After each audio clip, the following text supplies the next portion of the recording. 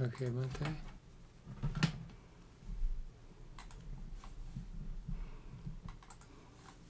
Ready. Good morning, everybody. Now we want to start our session this morning.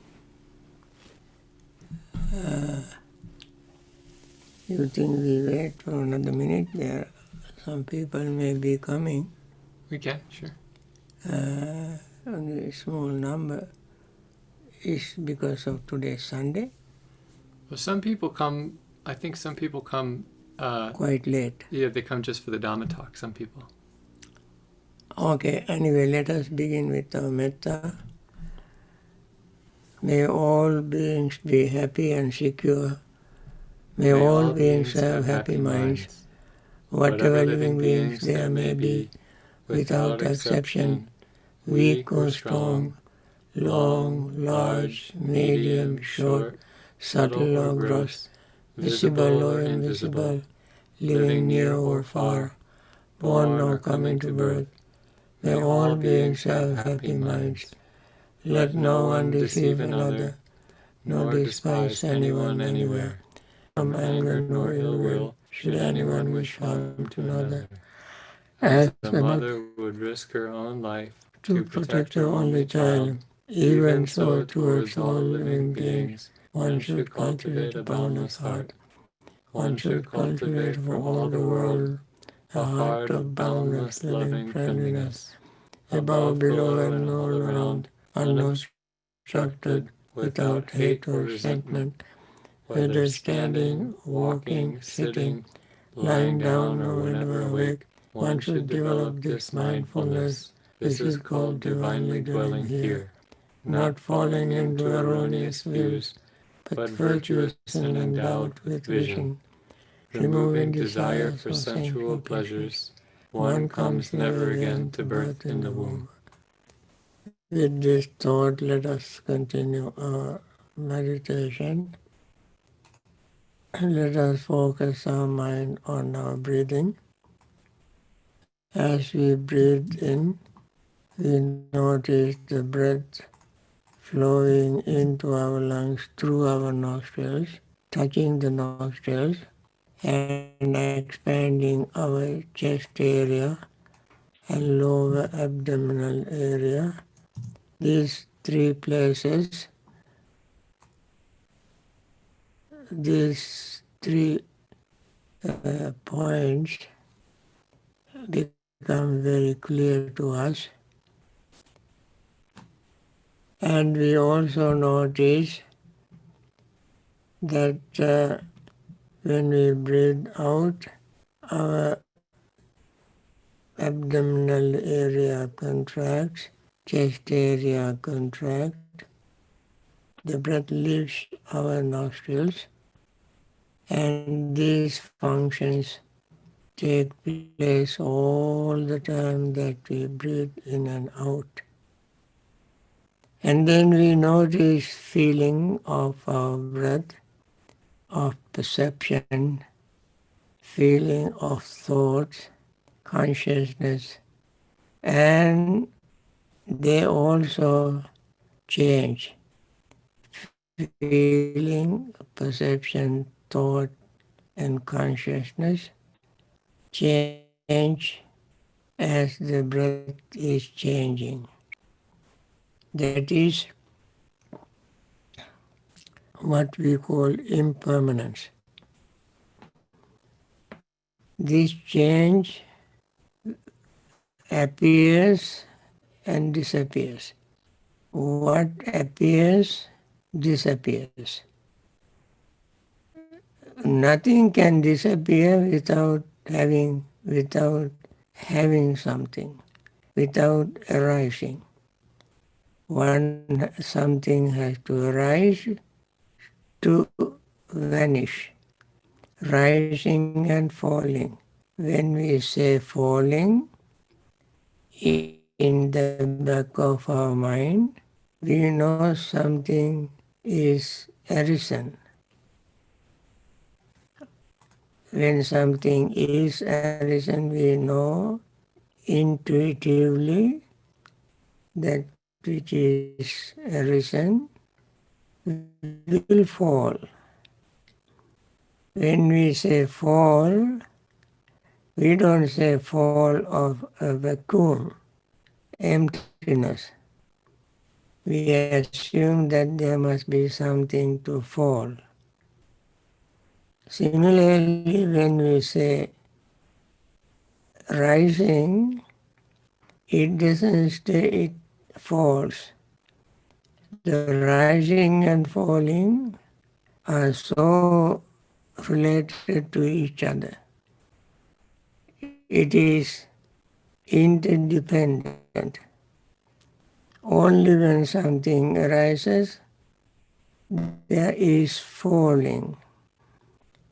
When there is falling, there must be something to arise. So this is very nature of existence. In other words, rising and falling, no, it happens incessantly. If one ceases, the other ceases. When one appears, the other appears. When one disappears, the other disappears. When one is not, the other is not. This is the dependent origination formula. We say imasmin sati idang hoti. Imasa upada idang upajati. Imasmin asati idang na hoti. Imasa nirodha idang nirujjati. This is the dependent origination formula. And this we see in our meditation. Something rising, and that moment something arisen, next moment it passes away. When something arises, passing away is to be expected. When something passes away, arising is to be expected. Only when something arises, then we can expect something falling, disappearing. And this we see very clearly. When we see this clearly, the mind doesn't try to hold on to anything because nothing remains there to hold on to. They appear and disappear, appear and disappear. And then also, that is how our greed fades away. The desire fades away, desire to hold on to something. Similarly, when that happens, our body becomes relaxed, mind becomes relaxed, the breath is relaxed. In this relaxed state of mind, when there is no rigidity, uptightness, metta feeling arises naturally. And along with that, we notice our compassion arises. Compassion and metta also tie together. Where there is compassion, metta to be expected. Where there is metta, compassion to be expected. These two also are interrelated. One does not exist without the other. It is bound to arise both together. And then our friendliness, restlessness fades away, and our and then when metta arises, resentment fades away. Along with that, compassion arises, and then restlessness fades away. And then we become mind and body, the breath becomes so calm, relaxed and peaceful. At that moment, our sleepiness and drowsiness fades away. Normally when everything is calm and relaxed, some people who are not familiar with the meditation technique fall asleep. They cannot fall asleep when they see this reality. They rather become more energetic. That is why even in the Bojjhanga we know when we do investigation of Dhamma, seeing the Dhamma, energy arises. The same thing happens here. When we see this reality, energy arises to continue our practice more vigorously. And then seeing all these things, these positive results, our confidence arises in our practice, in that Buddha, Dhamma and Sangha and dependent origination. We can see dependent origination in function, in action. We can see metta, karuna arising as we practice. And these are very clearly stated by the Buddha and taught us. Therefore we develop tremendous faith, confidence in the Buddha, Dhamma and Sangha. Then our doubt fades away. These what we call are the 5 hindrances: greed, resentment, restlessness and worry, sleepiness and drowsiness, and doubt. When these hindrances fade away, joy arises. Seeing that we are on our path is clear, we got green light. When we got green light, path is clear, no obstructions on the way, joy arises, knowing that we can move on without any hitch. And then this joy leads to happiness. Happiness leads to tranquility, and tranquility leads to concentration. When we gain concentration, concentrated mind can see form, feeling, perception, thought and consciousness constantly changing in the minutest level. They don't stay the same even for 1 nanosecond. They always in a state of flux, rising and falling and rising and falling. Not one at a time, but many among 50 trillions of cells. So many billions are changing all the time. When we gain concentration, we can notice this rising and falling in those aggregates: form, feeling, perception, thought and consciousness. Aggregates, they are all in a state of flux, changing, just like rushing to get somewhere. Changing. And then we, knowing this change, we see our greed, hatred and delusion don't have any room. So there is no room for permanency, no room for so-called permanent self, and so no room for greed. And this is a very great achievement. I hope we continue to see them happening in our own personality.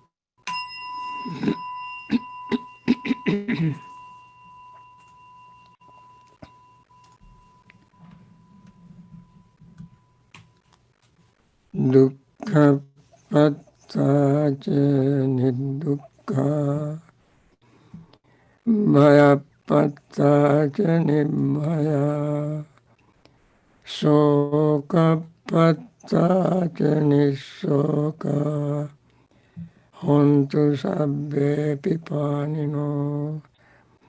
May the suffering be free from suffering. May the fear-struck be free from fear. May the grieving be free from grief. So too may all beings be.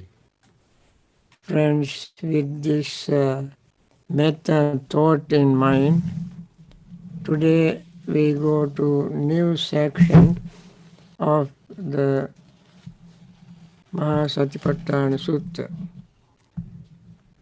It is called Nine Charnel Ground Contemplation.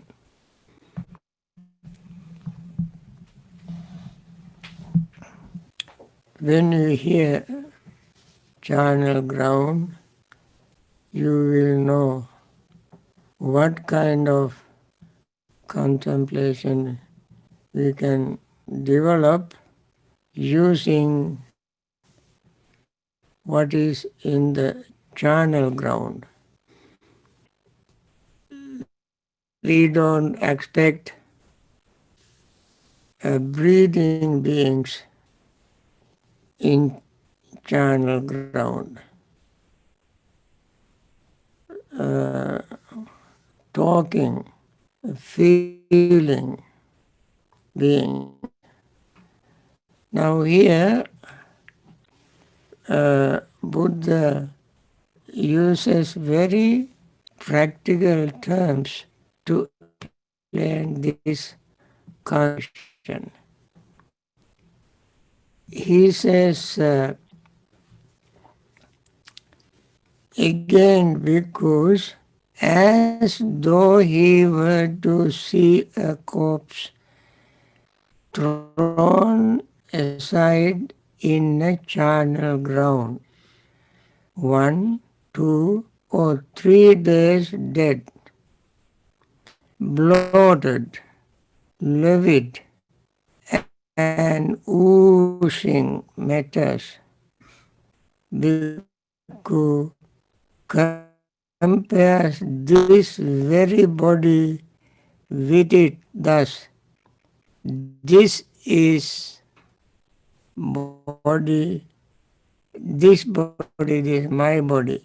This body too is of the same nature.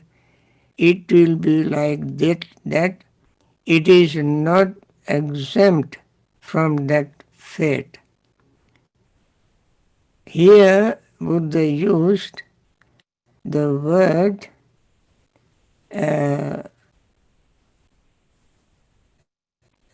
as though he were to see a corpse, as though he were to see a corpse.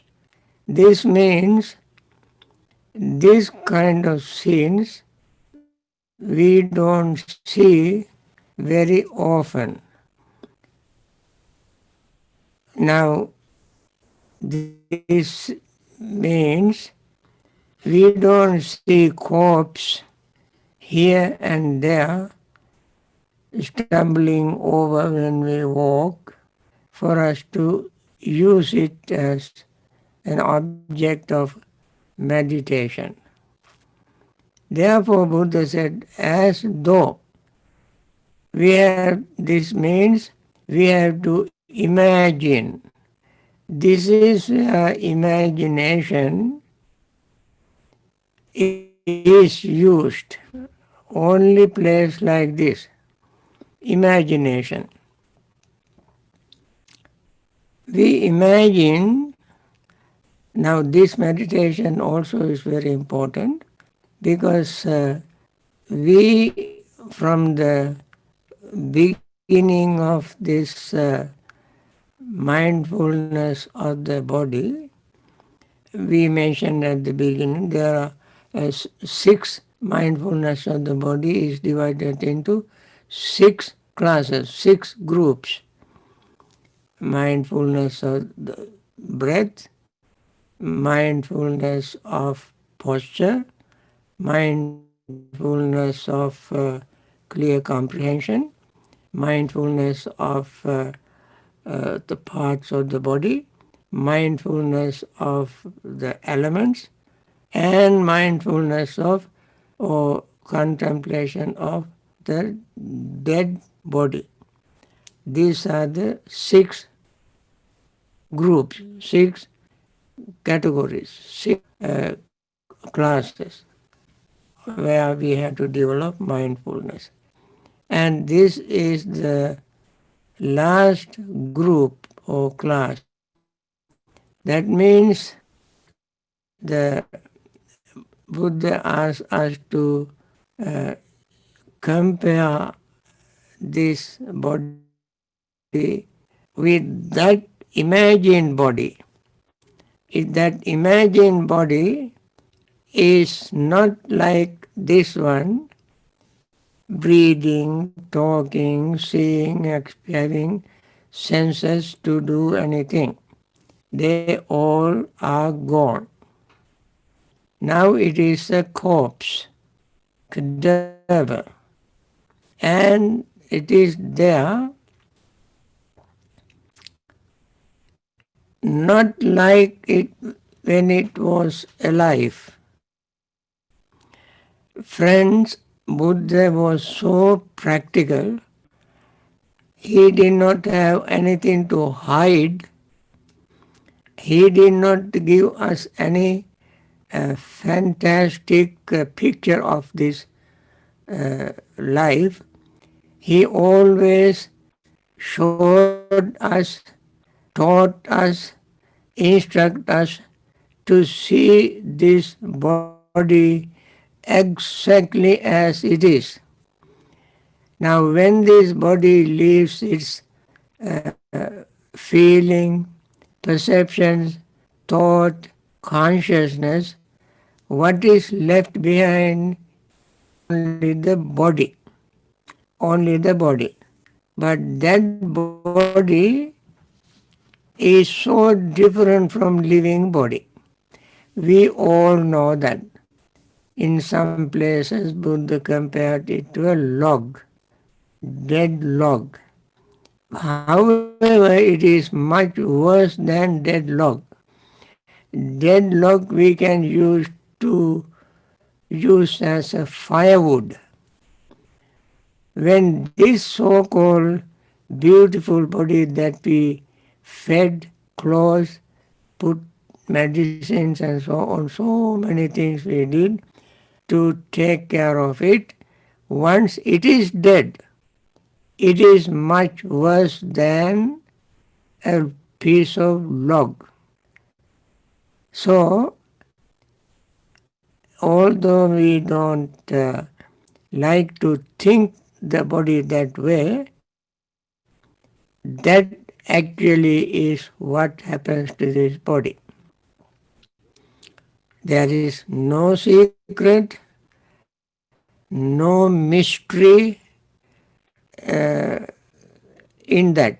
So he was 100% practical, realistic, and trying to teach us that way to handle this body. And therefore, he said, as though he were to see a corpse thrown aside in a charnel ground. Now, in the time of the Buddha, sometimes people buried bodies, sometimes they cremated, sometimes if someone in a forest killed by bandits thugs, robbers, and there is nobody to claim the body. And then there are charnel grounds which is supposed to be like a crematorium. In modern term, we call it crematorium. There is a caretaker who takes care of that cemetery, charnel ground. With his permission, this body would bring there and leave in the charnel ground. And then this, this is what happens to that body. And some meditators who like to see the true nature of this body even after death. While living, he looks at his own body or her body and experience something very important. That is, it is changing, impermanent, and this is the last stage of impermanence. So he saw impermanence and moving on to this last stage of impermanence. Every time we breathe, every day we talk about impermanence. So now here is a chance for that particular person to see how impermanence ends, how far it goes. So this situation was not there before. The 1, 2, 3, 4 days dead and bloated, livid, and oozing matters.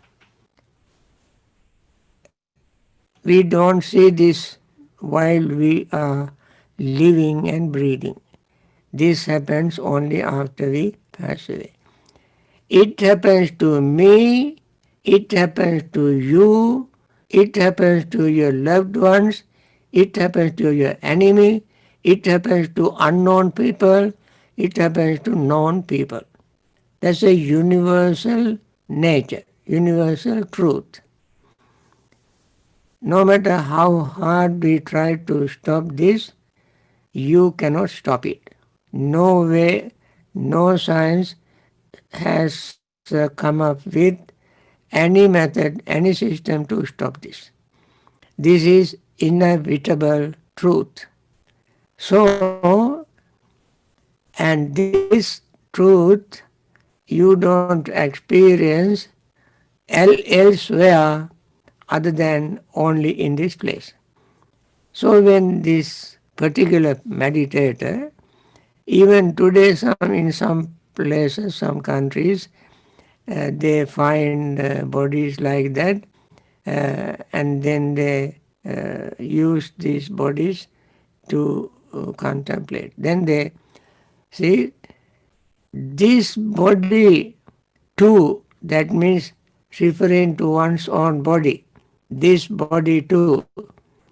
When I use it, if you call me Bante Jil, I don't call me whatever you call, I call I. So this so-called I, you call Bante Jil, when died, will be exactly that. I must think like that. I must think. I must think this body happens to me. This happens to this body too, called Banteji's body. Of the same nature, it will not be like otherwise. It will be like this. It will be like this. Not otherwise. Why? Because it is not exempt from that fate. Even though I wish let this happen to everybody and let me be exempt, giving some kind of a special favor. No favor. We all are equal in the face of this situation. So, a meditator from the beginning must keep in mind that I am changing, I am impermanent, my body is impermanent, feelings are impermanent, perception is impermanent, thoughts are impermanent, consciousness is impermanent, and this is eventually so called this body belonging to me also is impermanent, and this is its nature, the truth. When we think of that, sometimes people ask, why do we do that? This looks very unpleasant. Just like I mentioned when we were talking about parts of the body, 32 parts of the body, people can get either disgusted with the body or cling to the body. Here, there is no reason to cling to the body. Only thing can happen is disgusting, disappointing, fear. Friends, we have inborn fear of death, and fear even what will happen to us after death. So, when we do this meditation and train our mind not to be gloomy all the time, friends, this meditation doesn't mean that we should be very pessimistic, gloomy, and thinking always death, death, death, not that kind of emotional reaction. Without any emotional reaction, as matured person, as adults, the one with sound mind, balanced state of mind, just like I use always scientists who watch certain things without emotional reaction. If we get emotional, then we will be panic and we will have fear. We even don't meditate. We don't want to see the reality. We simply give up. I heard many people who are not familiar with this say this meditation is very, very unwholesome, very bad. It makes me very unhappy, and so on and so forth. But we always must learn to face the reality.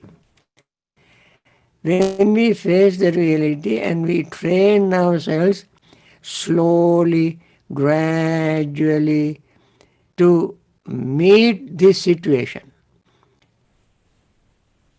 After all, whether we have fear or not, whether we are emotional or not, this situation cannot stop. It happens. And therefore, if you cannot fight, join. Join. And understand, yes, we don't have to fight. We have to understand this is happening. And this, for this reason, from the very beginning, I did not mention this at early talks, but I simply repeated every day. Everything is changing, everything is impermanent. And when we do this all the time, our mind becomes so conditioned to accept this with with peace. Uh, Normally, this is the last moment people get panic. Friends, when we pass away with fear, we don't know our destiny. When we are nervous, when we have fear, after death, the death itself is very painful. After death, we will have even more painful existence. And therefore, this is a very good meditation to prepare ourselves to face this situation calmly, peacefully, without any, of course, these days, because of modern technology, many people not even conscious when they pass away. Very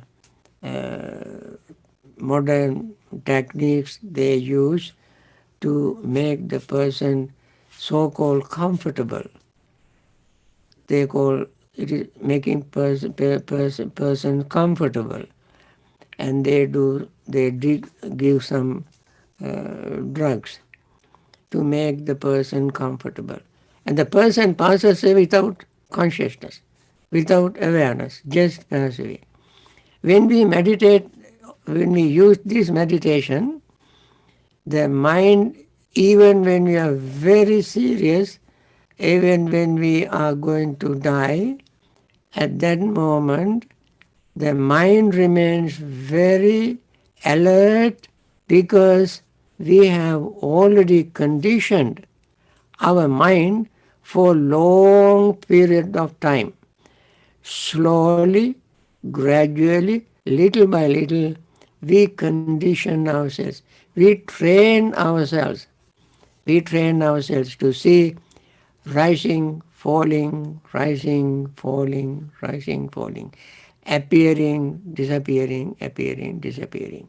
So the this contemplation is therefore very, very important contemplation.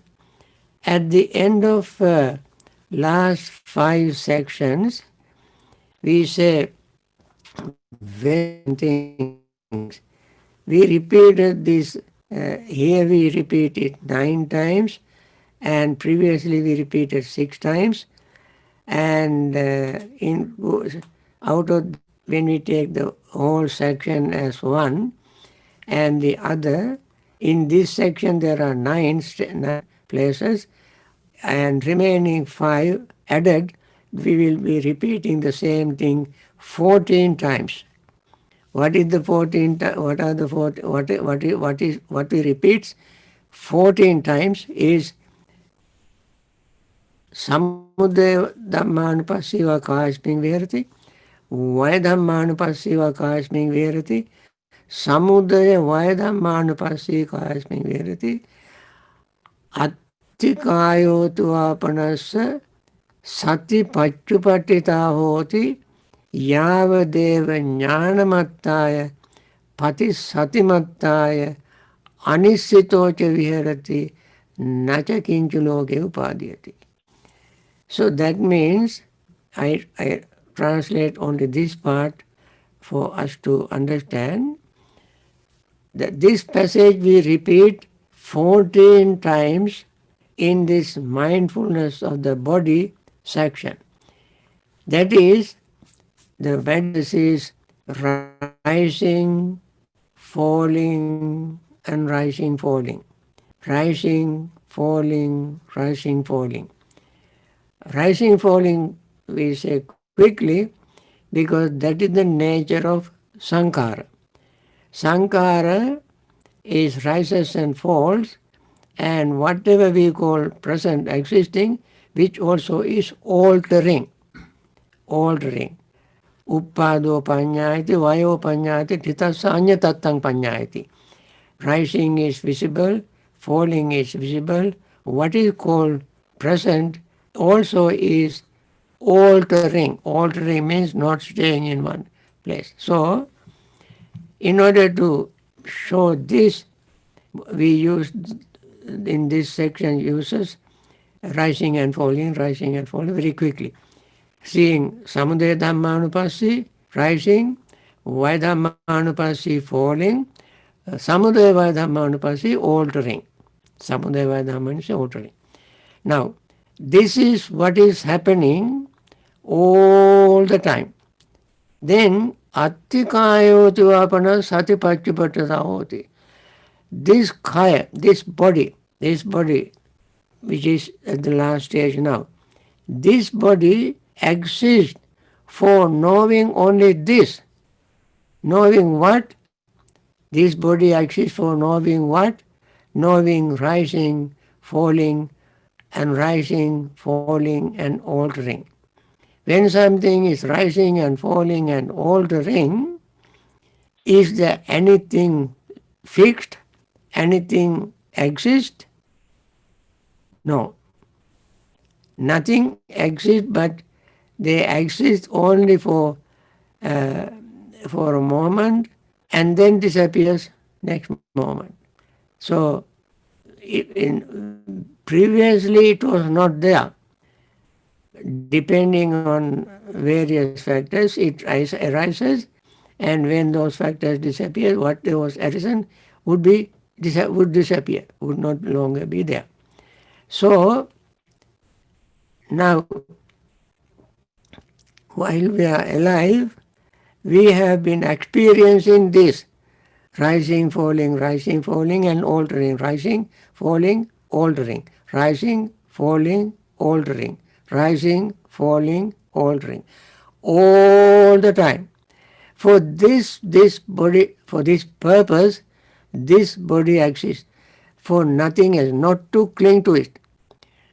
Samudaya dhammanupassi, vaya dhamman, attikayo tu apanasa, sati pachupatita hoti. Mindfulness established only for knowing this particular phenomenon. This particular phenomenon. Nacha kinchuloke upaditi, not to cling to anything in these five aggregates. Loke means five aggregates. Not to cling to anything. Now, when we train our mind like this from the very beginning of our meditation every day, now we come to the stage where the body is dead in the charnel ground, 1, 2, 3 days dead, bloated, livid, oozing matters and so forth. Then the knowledge and awareness we got earlier can be applied even to this state. And that is the state that I am subject to. This is the state that I am subject to. I am not exempt from that. So when we think of this, what happened? Our greed, our pride, conceit, our arrogance, our rivalry, hatred, all vanish. Then we think, what is the use of having hatred? What is the use of having grudge?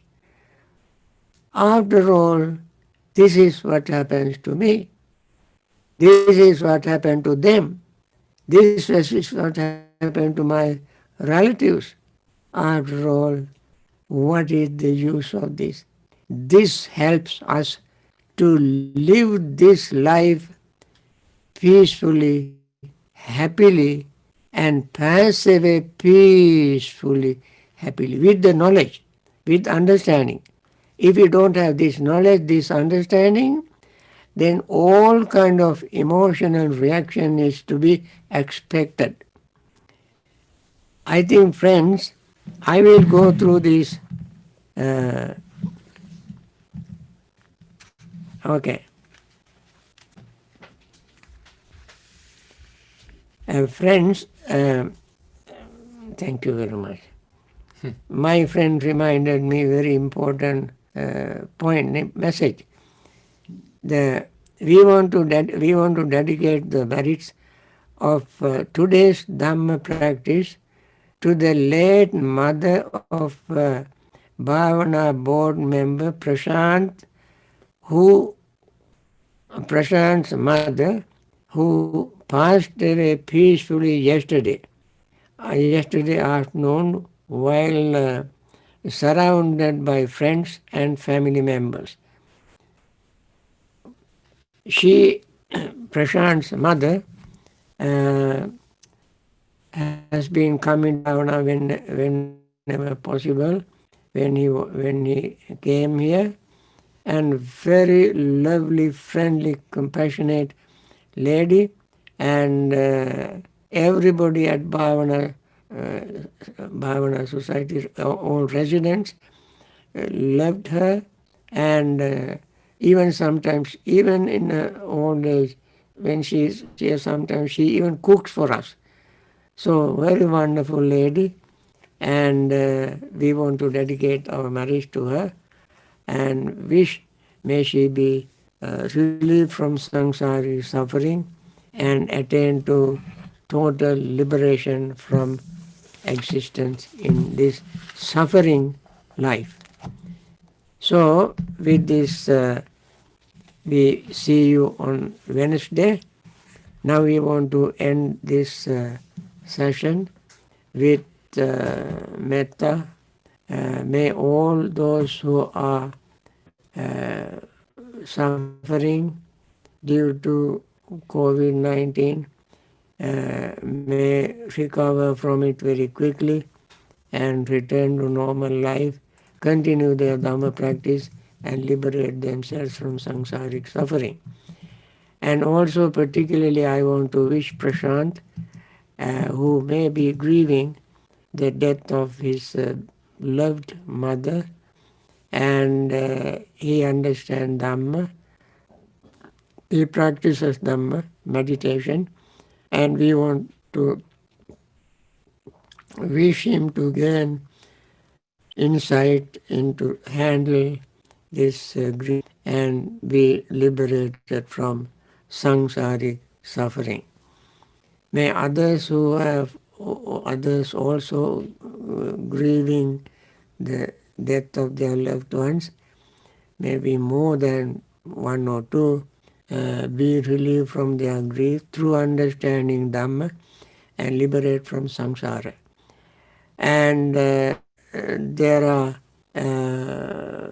nurses and doctors and hospital staffs who take care of patients in hospitals and homes and so on. May they continue their very compassionate service, selfless service, even at the risk of their own lives. May they continue their wonderful service, and finally may they attain liberation from suffering. There are leaders who have done a lot of good works, and we want to wish them continue those noble service and liberate themselves as well as their people whom they help. There are some other leaders, and of course, there are some generous people who, in many ways, many organizations, many individuals, for their peace and happiness, and may they continue their wonderful service. And there are some leaders who still are maybe thinking how to help with good intention, and may they find a solution with compassion and wisdom to make right decision and help the world. May they all attain liberation. Thank you for participating in this service.